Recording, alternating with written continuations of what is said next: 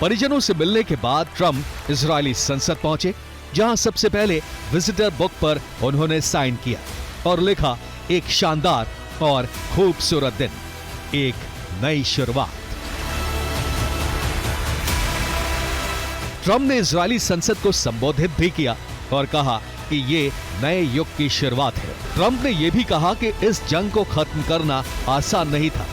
साथ ही उन्होंने गाजा के निरस्त्रीकरण और हमास को हथियारों से मुक्त करने की बात भी दोहराई। इजराइल की यात्रा के बाद ट्रंप इजिप्ट के लिए रवाना हो गए, जहां इस पीस समिट की साइनिंग सेरेमनी में हिस्सा लेने पहुंचे। हमास और इजराइल के बीच शांति समझौते को लेकर अब सवाल उठने लगे हैं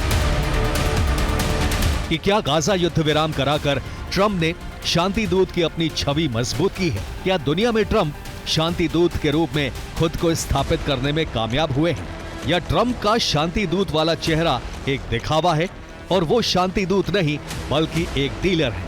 ये ट्रंप की जीत है, लेकिन क्या ये पीस डील, आखिर पीस डील पे हस्ताक्षर कौन करेगा? इजराइल नहीं करेगा, हमास नहीं करेगा, तो कोई ना कोई तो करेगा। कितनी देर तक चलेगी, मुझे बहुत इसके बारे में संदेह है। सवाल जायज है, क्योंकि ट्रंप का रुख कब क्या होता है कोई नहीं जानता।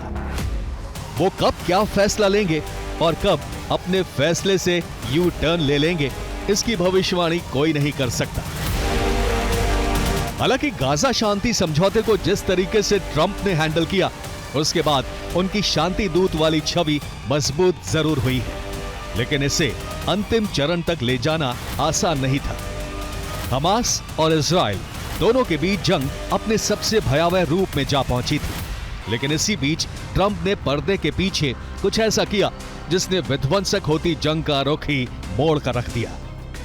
दावा है कि ट्रंप ने डेड कैट पॉलिसी को हथियार बनाया।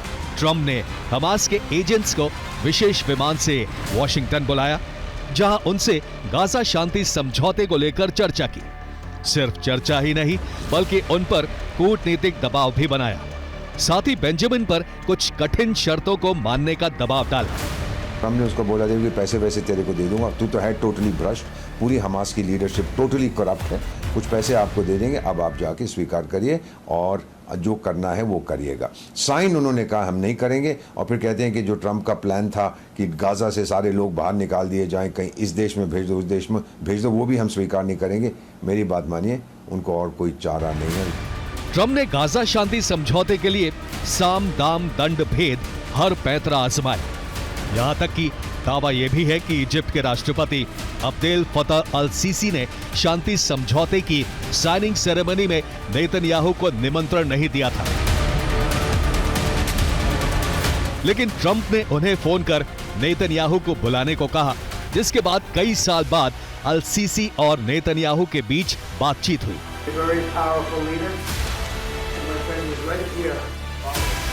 हालांकि नेतन्याहू ने कुछ कारणवश इजिप्ट में होने वाले कार्यक्रम में जाने से मना कर दिया, लेकिन ट्रंप ने अपने इस कदम से साबित कर दिया कि उनकी शांति दूत वाली छवि कितनी मजबूत हो चुकी है।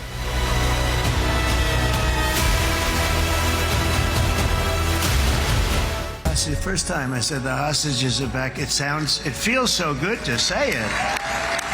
When you settle 8 wars in 8 months, that means you don't like war. Everyone thought I was going to be brutal. Trump का दावा है कि उन्हें जंग पसंद नहीं और उन्होंने दुनिया में 8 जंग खत्म कराई हैं।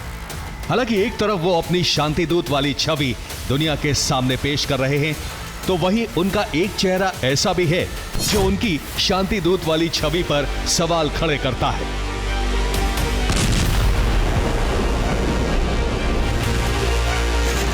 भले ही गाजा में इजराइल और हमास के बीच युद्ध विराम का क्रेडिट वो ले रहे हो, लेकिन इस जंग को हवा भी कहीं ना कहीं ट्रंप ने ही दी थी।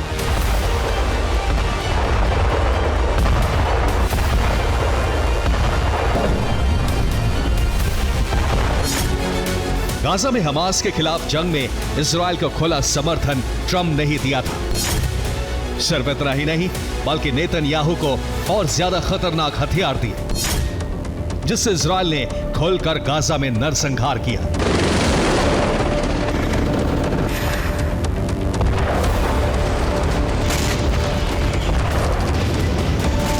सिर्फ गाजा ही नहीं, रूस यूक्रेन जंग खत्म कराने की कोशिश भी ट्रंप ने की थी। बाकायदा इसके लिए अलास्का में पुतिन से मुलाकात और वॉशिंगटन में ज़ेलेंस्की और यूरोपीय देशों के साथ बातचीत का दौर भी चला था, लेकिन उसमें वो सफल नहीं हो पाए।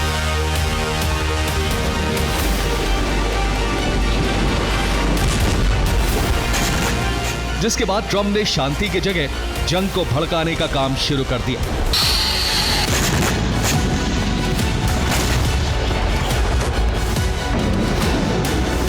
यूक्रेन को भर भर कर हथियारों की सप्लाई शुरू कर दी। यूक्रेन को लॉन्ग रेंज हथियार और रूसी धरती पर हमले की छूट भी ट्रंप ने ही दी, जिसके बाद से रूस यूक्रेन के बीच जंग और भी भड़क गई है।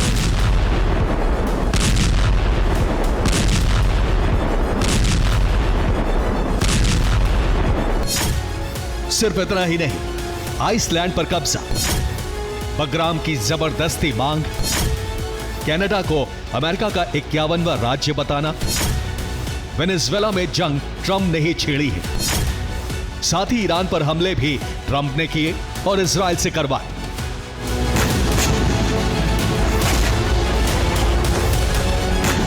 जो उनकी शांति दूत वाली छवि से बिल्कुल उलट है। यानी ट्रंप ने अपनी शक्ति का इस्तेमाल वक्त की नजाकत को देखते हुए किया।